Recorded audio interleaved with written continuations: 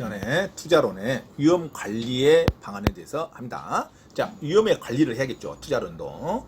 자, 부동산 투자에서 발생하는 위험을 관리하는 방법이 세 가지가 있다는 거 아주 중요합니다. 위험을 관리하는 방법은 크게 세 가지. 아예 위험을 회피하는 방법, 투자를 안 하는 방법이죠. 그 다음에 위험을 축소하는 방법, 그 다음에 위험을 증가하는 방법. 이 세 가지가 있습니다. 자, 위험을 관리하는 방법은 크게 몇 가지? 세 가지. 위험 회피, 축소, 관리. 자, 위험을 증가. 자, 위험 회피, 축소, 증가. 이것을 위험의 관리 방법이라 그럽니다. 위험을 회피하는 거, 위험을 축소하는 거, 위험을 증가시키는 방법을 통해서 투자 위험을 적극적으로 관리하는 것을 위험의 관리라 그럽니다. 자, 위험의 관리 방법은 요구 순위를 상향 조정한다. 보수적으로 투자하는 게 기본입니다. 자, 위험 관리의 하나의 정통적인 방법은 보수적으로 투자한다. 보수적인 투자자는 위험 혐오자를 말한다. 위험 혐오자는 보수적인 투자자. 그래서 요구 수익률, 비용을 높게 잡는다. 비용을 높게 잡는다는 것은 그만큼 꼼꼼하게 투자 리스크를 작성한다. 이렇게 생각하면 되죠. 그래서 요구 수익률을 높게 잡습니다. 이것을 위험에 관리하는 방법이라 그럽니다.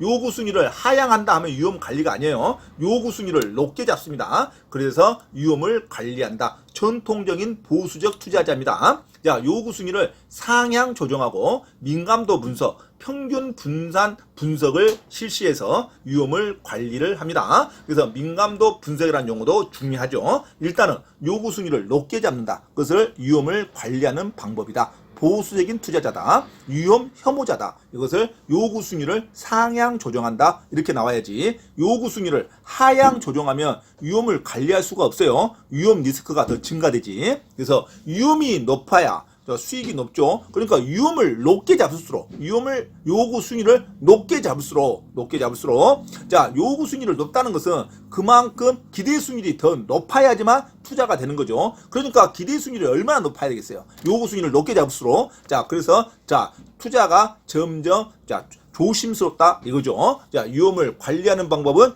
요구 순위를 높게 잡습니다. 하향한다면 안 돼요. 시험에 아주 잘 나옵니다. 요구 순위를, 위험성을 높게 잡을수록 위험을 관리할 수가 있다. 이렇게 가야 됩니다.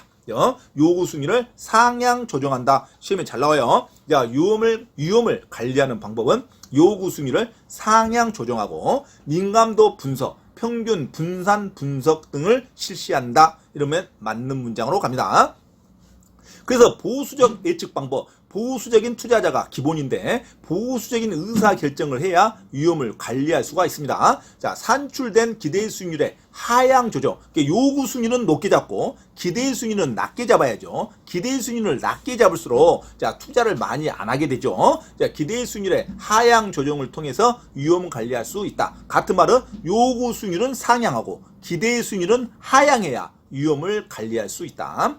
자, 투자 수익의 추계치를 하향 조정한답니다. 투자 수익의 추계치, 그러니까 기대 수익률을 말합니다. 투자 수익의 추계치를 하향 조정함으로써 미래에 발생할 수 있는 위험을 상당수 제거할 수 있다. 그래서 위험을 관리하는 정통적인 방법은 보수적인 투자자인데 보수적인 투자자는 기대 수익률을 하향 조정하고 요구 수익률을 상향 조정한다. 그래서 위험을 관리한다. 이렇게 생각하면 되죠. 그 다음에 위험을 관리하는 방법은 위험을 회피하는 방법이 있다. 자, 위험 회피 방법은 위험도가 높은 자산을 투자에서 아예 제외한다. 투자에서 제외한다. 위험을 회피한다. 그래서 위험이 높은 것을 투자에서 제외하고 위험이 낮은 것만 투자하는 게 안전 자산에만 투자한다. 그걸 위험의 회피 방법이라고 그럽니다. 안전한 자산에만 투자한다. 안전한 자산이 뭔데? 무위험률이라는 거죠. 그래서 안전한 자산은 국공채 채권을 매입한다든가 정기 예금 적금에 가입한다든가 요건 거의 위험이 없죠. 시간만 오래 갈 뿐이지. 자, 이런 것을 위험의 회피 방법이라 그럽니다. 그래서 투자에서 높은 위험이 있는 것을 투자에서 제외한다. 안전한 자산에만 투자한다. 안전한 자산의 종류는 국공채 채권을 매입한다. 정기 예금 적금에 가입한다. 이게 위험의 회피 방법으로 가야 됩니다. 자, 투자에 수반되는 비체계적 위험은 비체계적 위험은 위험을 극복할 수 있는 거예요. 그래서 비체계적 위험은 용도별, 지역별 분산 투자로 회피할 수 있다. 그래서 비체계적 위험은 아예 회피할 수가 있는 겁니다. 자, 비용을 절감할 수 있고 회피할 수 있어요. 회피할 수 없는 위험을 비체계적 위험이라 그럽니다. 비체계적 위험을 회피할 수가 있다. 그래서 위험의 회피 방법으로 비체계적 위험은 자, 용도별, 지역별 분산 투자로 회피할 수 있다고 합니다. 그 다음에 위험의 축소 방법 있죠. 위험의 축소 방법은 기대의 수익률을 하향해서 조정하는 겁니다. 기대의 수익률을 하향하고 요구 수익률을 높게 잡는다. 상향해서 조정하는 것을 위험을 축소하는 방법입니다. 그리고 대표적인 게 포트폴리오 분석한다. 포트폴리오 분석은 위험을 분산해서 투자하는 겁니다. 위험을 분산해서 투자하기 때문에 위험을 줄이는 겁니다. 위험을 회피하는 게 아니라. 그래서 위험의 축소 방법은 포트폴리오 분석에 대한 투자다. 포트폴리오 분석, 위험 분산 투자입니다. 위험을 축소하는 방법이다. 민감도 분석을 하는 것도 위험을 축소하는 거죠. 그래서 분석을 다양하게 하는 것을 민감도 분석, 감응도 분석이라 그럽니다. 그래서 포트폴리오 분석, 민감도 분석, 그 다음에 기대의 수익률을 하향 조정하고 요구 수익률을 상향 조정한 것을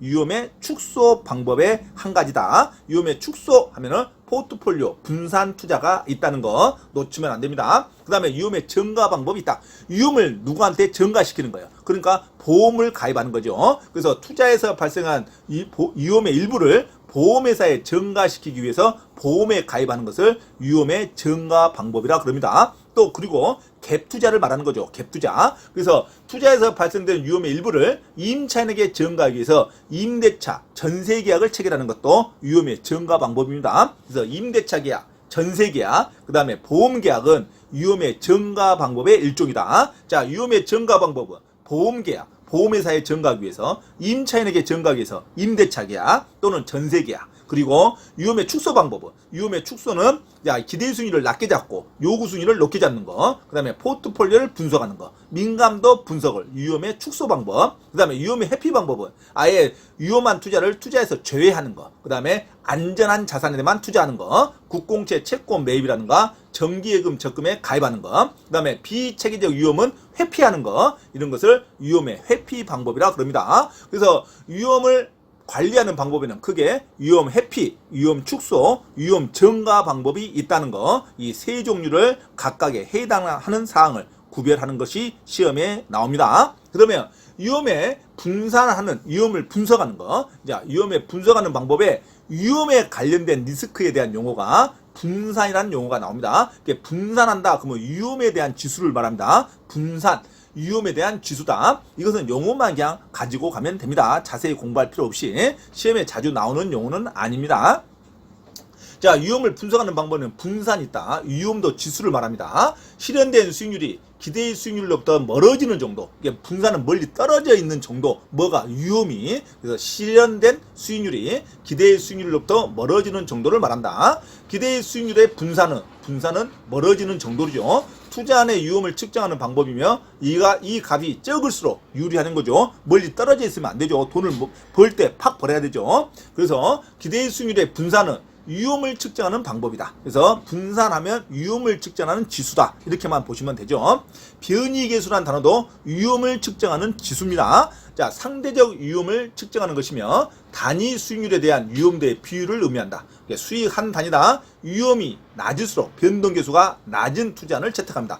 변이계수는 낮은 수치가 나와야 됩니다. 변이계수와 분산은 위험도를 측정하는 지수다. 표준편차도 위험을 측정하는 지수입니다. 표준편차는 폭을 말하죠. 분산은 멀리 떨어지는 넓이를 말하고, 표준편차는 위아래 폭이 낮을수록 좋다. 분산은 적을수록 좋다. 이게 위험을 측정하는 지수가 분산, 변이계수, 그다음에 표준편차를 말한다. 이거는 위험에 대한 지수를 말한다. 이렇게만 가면 되죠. 자, 시험에는 민감도 분석이 아주 시험에 잘 나옵니다. 자, 민감도 분석의 용어를 반드시 잡아야 됩니다.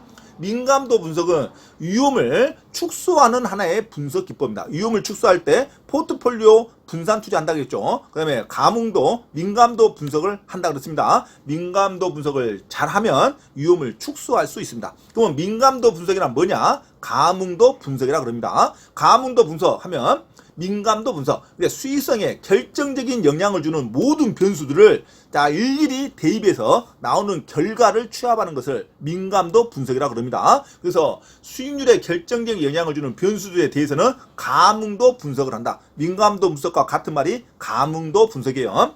자, 투자 효과를 분석하는 모형의 투입 요소가 변화함에 따라서 결과치에 어떠한 영향을 주는가를 분석하는 기법입니다. 그러니까 모든 예상되는 요소를 전부 투입해서 나오는 결과, 인푸트, 아웃푸트에 대한 개념이 민감도 분석입니다. 그러니까 모든 투입 요소 변화에 따라 결과에 대한 영향을 분석하는 기법을 민감도 분석이다. 그러니까 들어가는 요소라는 단어가 나오고 나오는 결과를 분석한다는 단어가 반드시 나와야 민감도 분석이라는 용어입니다. 자, 투자의 수익률에 영향을 주는 요인들을 전부 변화시킬 때 투자의 수익률 또는 순현가가 어떠한 영향을 받는가를 분석하는 것이다. 그러니까 요소에 대한 결과, 어떤 요소, 투입하는 요소에 대한 결과를 분석하는 것을 민감도 분석이라고 합니다. 그러니까 투자자의 경제성 분석에서 민감도 분석을 통해 투입 요소의 변화가 투자자의 수년제 가치에 미치는 영향을 분석한다. 민감도 분석. 그러니까 예상되는 모든 요소를 투입해서 나오는 결과를 취합해서 미리 분석하는 것을 민감도 분석이라고 합니다.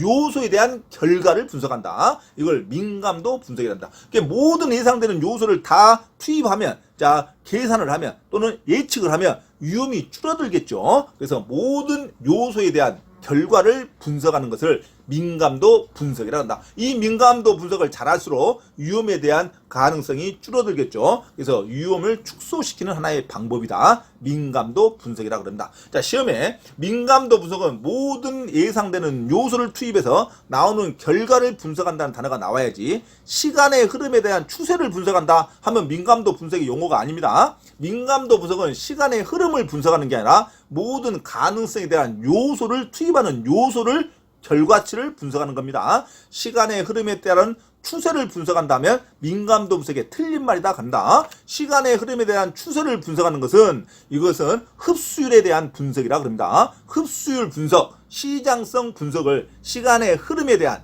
장래에 대한 시간에까지 시간의 흐름을 분석하는 것을 흡수율 분석이라고 그러고 민감도 분석은 시간의 흐름하고 아무 관계없습니다. 예상되는 요소를 투입해서 나오는 결과를 분석하는 것을 민감도 분석이라고 그럽니다. 자, 놓치면 안 돼요. 그 다음에 평균 분산 지배원리라는 단어가 나옵니다. 평균 분산 지배원리는 포트폴리오에서 나오는 용어입니다. 자, 위험이 높으면 수익도 높은데 위험이 높으면 수익도 높은데 그 투자할 때 모든 투자가 다 위험과 수익이 비례의 관계는 같지만 값이 같을 수는 없죠. 그러니까 그 중에 기준점이 위험이 동일할 때는 그나마 수익이 더 높은 것으로 투자하라. 그 다음에 수익이 동일할 때는 위험이 낮은 것으로 투자하라. 이게 평균 분산 지배 원리입니다. 포트폴리오 이론에서 나오는 이론입니다. 그래서 가장 합리적인 투자는 같은 기준점 위험이 동일할 때 수익이 높은 투자를 채택하는 거고 같은 수익일 때는 위험이 낮은 투자를 채택하는 것이 그나마 합리적인 효율적인 포트폴리오 연결되는 자 효율적인 프론티어다 이겁니다. 그래서 합리적인 투자 곡선은 같은 위치에서 기준점이 같아야 되죠. 수익이 같을 때는 위험이 낮은 쪽으로 투자하고 위험이 같을 때는 수익이 높은 쪽으로 투자하는 논리를 평균 분산 지배 원리다. 그러니까 평균 분산 지배 원리는 모든 투자 분석에서 채택되는 것은 아닙니다. 기준점이 동일할 때 채택된다. 기준점이 동일한 것을 전제로 한다. 모든 투자 분석에서 적용할 수 있다 하면 틀린 말입니다. 평균 분산 지배 원리는 기준점이 동일할 때 채택하는 원리고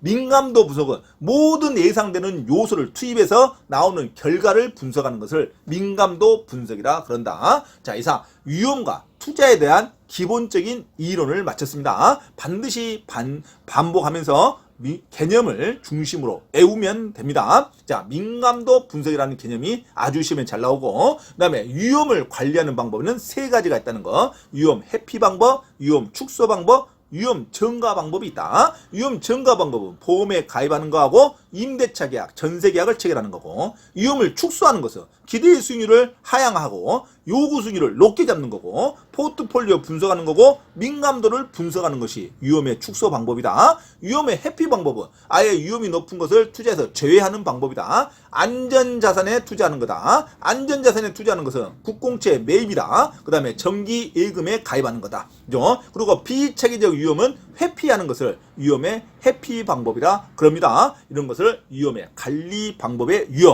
위험의 관리 방법은 위험을 회피하고 위험을 축소하고 위험을 증가하는 방법이 있다는 거. 이상 위험에 관한 일반적인 투자론에 관한 일반적인 이론 설명을 마쳤습니다. 반드시 반복하셔서 다시 듣고 하셔야 이 개념이 이해가 됩니다. 이상 투자론에 대한 이론적인 설명을 마쳤습니다. 다음 시간에 연결해서 강의합니다.